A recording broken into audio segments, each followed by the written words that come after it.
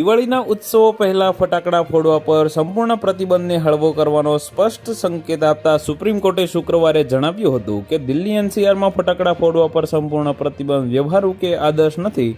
સંપૂર્ણ પ્રતિબંધ હોવા છતાં ફટાકડાનો ઉપયોગ ચાલુ છે.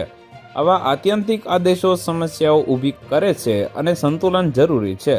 દિલ્હી અને રાષ્ટ્રીય રાજધાની ક્ષેત્રમાં ગ્રીન ફટાકડા ઉત્પાદન અને વેચાણની પરવાનગી માંગતી સંખ્યાબદ્ધ અરજીઓ પરના ચુકાદાને અનામત રાખતા ચીફ જસ્ટિસ BR ગવઈ અને જસ્ટિસ કે વિનોદચંદ્રન બનેલી ખંડપીઠે આ અવલોકન કર્યા હતા.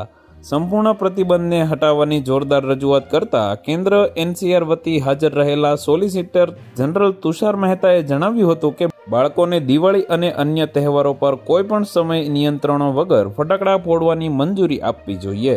બાળકોને 2 દિવસ ઉજવણી કરવા દો. તે ફક્ત દિવાળી, ગુરુપુરબ અને નાતાલ જેવા તહેવારો માટે છે. તો વધુ માહિતી મેળવવા માટે ચેનલ સાથે જોડાયેલા રહો. વિડીયો પસંદ આવે તો લાઈક કરી દેજો. ચેનલમાં નવા છો તો સબસ્ક્રાઈબ કરી દેજો.